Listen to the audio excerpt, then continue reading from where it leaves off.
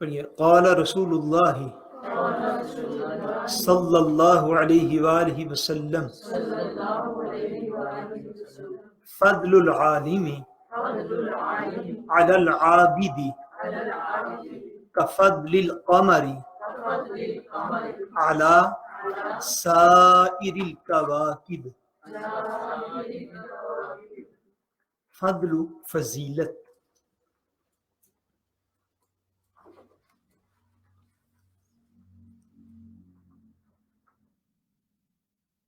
فضل کا معنی ہے فضیلت. عالم عالم دین،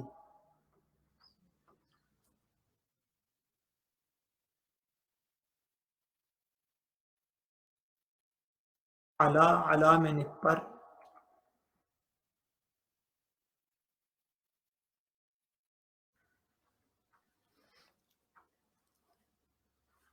عابد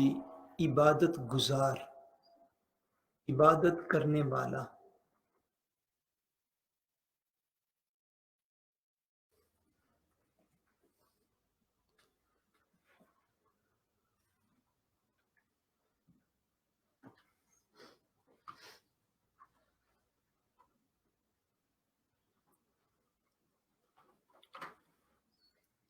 کا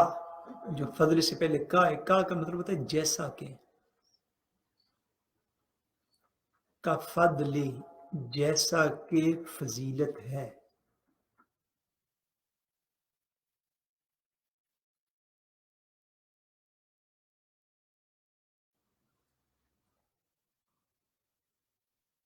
ہماری چاند،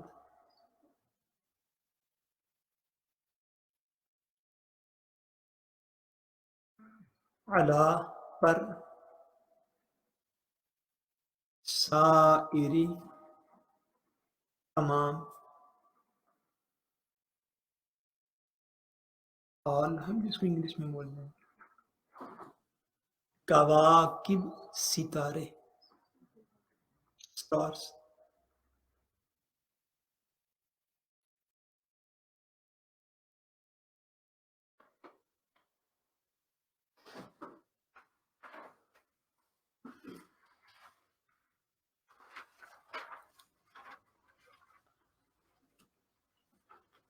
فضل فضیلت عالم عالم دین، علا پر، عابدی عبادت گزار عبادت کرنے والا، کا جیسا کہ فضل فضیلت ہے، کا فضل جیسا کہ فضیلت ہے، القمری چاند، علا پر، سائری تمام، کواکب ستارے.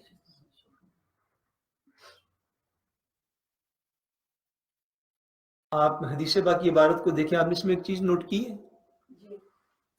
اس میں حرف و جر اور اسم مجرور کہاں پہ ہے؟ ہاتھ کھڑا کرنا، بولنا نہیں. ہم پورا بھوکن رہ کے کیے کرنا سارے کام. جی حافظ صاحب. علی العابدی،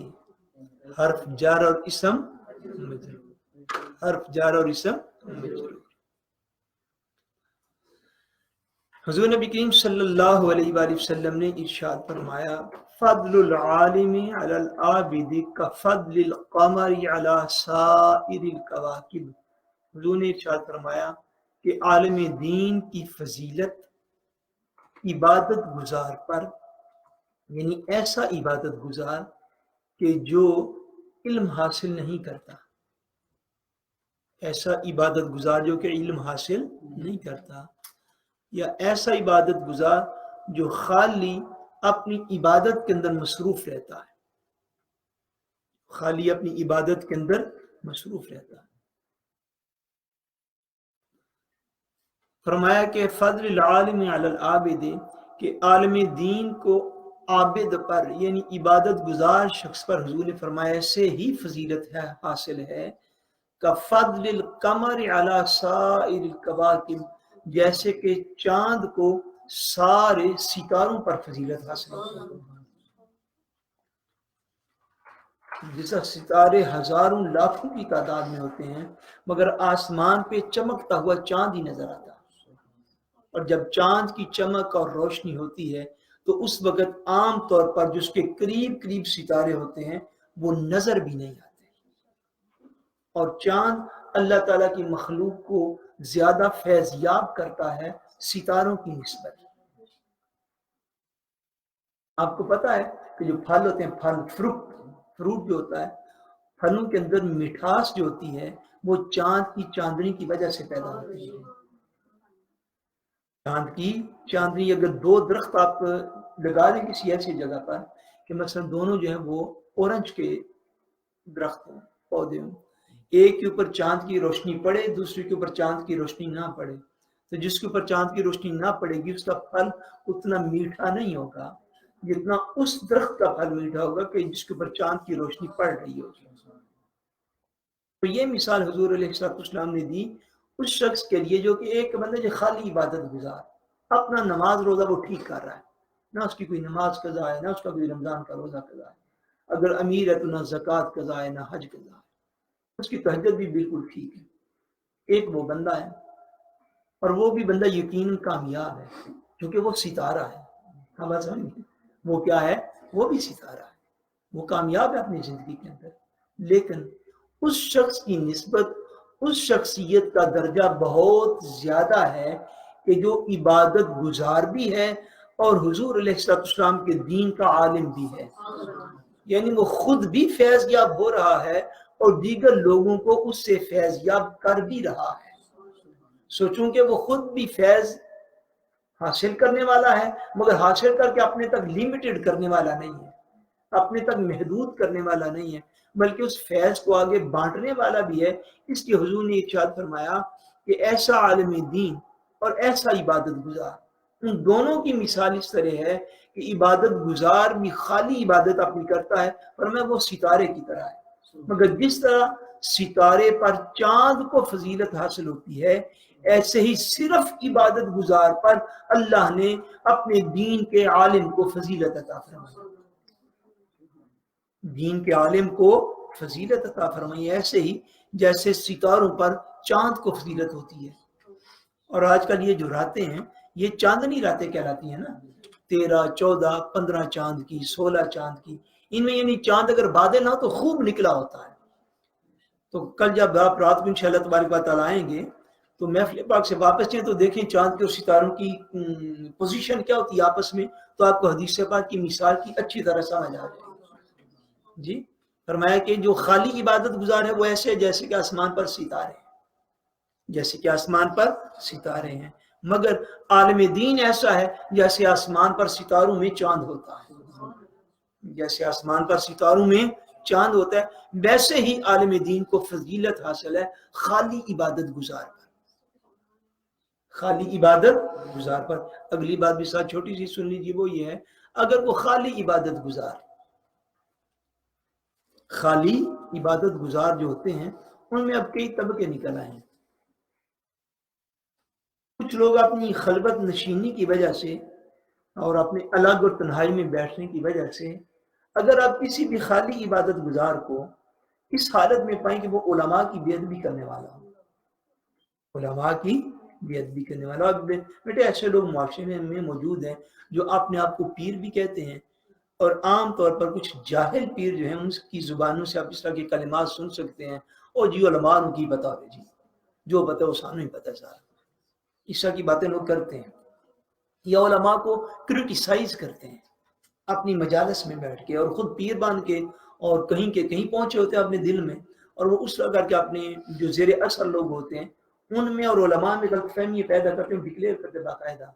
حتیٰ کہ لوگ یہاں تک یہ جملہ زبان صد عام ہے کہ لوگ کہتے ہیں جی مولوی ان کی پتہ ہو، ٹھیک ہے، ساتھ مولوی کے ساتھ کہنا جی ان کی پتہ ہو، حالانکہ وہ پتے والا ہوتا ہے تو وہ مولوی ہوتا ہے۔ اور اگر ہمیں اس بات کا احساس ہو تو کبھی آج سے 100 سال پہلے کم و بیش، یا اس سے بھی تھوڑا سا پیچھے آ جائیے، 70-80 سال پہلے تک لوگ اپنے نام کے ساتھ مولوی لکھتے ہوئے ایسے ہی فخر محسوس کرتے تھے جیسے آج لوگ ڈاکٹر لکھ کے تو فخر محسوس کرتے ہیں، لیکن یہ کرٹیسائز کیا گیا ہے اس لفظ کو، اور اسلام کی جتنے بھی اہم چیزیں تھیں ان سب کو کرٹیسائز کیا گیا ہے، اور اس میں بڑی لمبی میں تفصیل آپ کو دے سکتا ہوں لیکن وقت نہیں۔ لیکن یہ میں بات آپ کو کر رہا ہوں کہ جو اپنے آپ کو عبادت گزار سمجھے اور پیر ویر اپنے آپ کو سمجھتا ہوں مگر علماء کی توہین کرتا ہوں،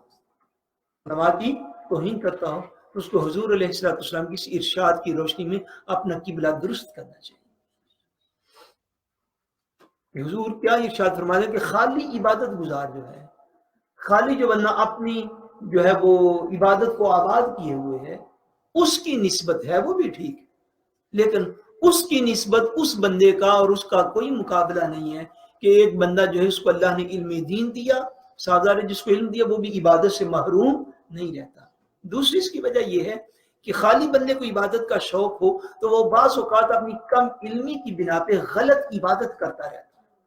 ادے شیر افتنو واضح میرا یہ شیر ویلڈی افتنو ہمارے ملیوں میں، پاکستانی ملیوں میں آپ دیکھیے کہ کئی لوگوں کو عبادت کا بڑا شوق ہے، لیکن اگر علم نہ ہوگا تو عبادت غلط ہو سکتی ہے۔ علم ہی انسان کی رہنمائی کرتا ہے، نالج ہی انسان کے لیے ہدایت کا باعث ہوتا ہے۔ جس میں اگلے دن جو وہ احباب کو بتا رہا تھا کہ آپ نے ساری رات نفل پڑھے، یہ بھی کل انشاءاللہ شب برات جو آنے والی، ساری رات آپ نفلوں میں کھڑے رہے،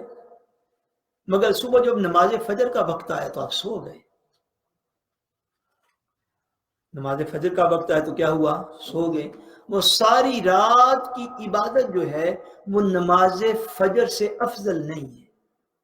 کیونکہ نماز فجر فرض کی گئی ہے، نماز فجر جو ہے وہ فرض کی گئی، سو علم کا ہونا بڑا ضروری ہے۔ اب نفلی عبادت ساری رات کرتے رہیں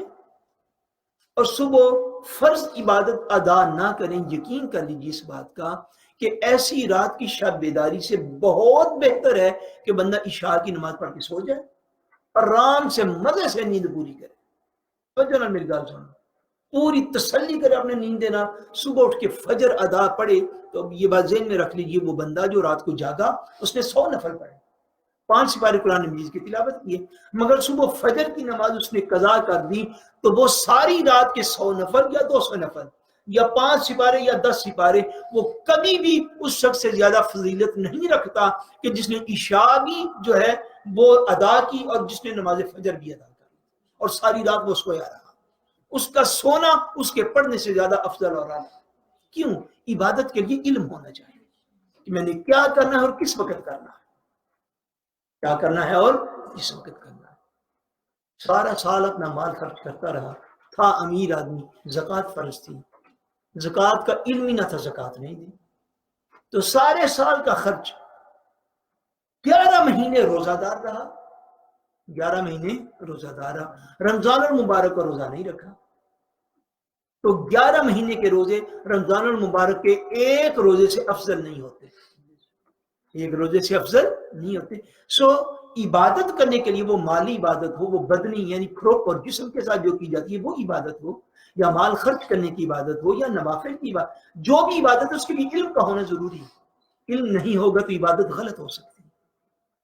علم نہیں ہوگا تو عبادت غلط ہو۔ اس لیے فرمایا کہ خالی عبادت گزار جو ہے اس سے میرے دین کے عالم دین کی فضیلت زیادہ ہے،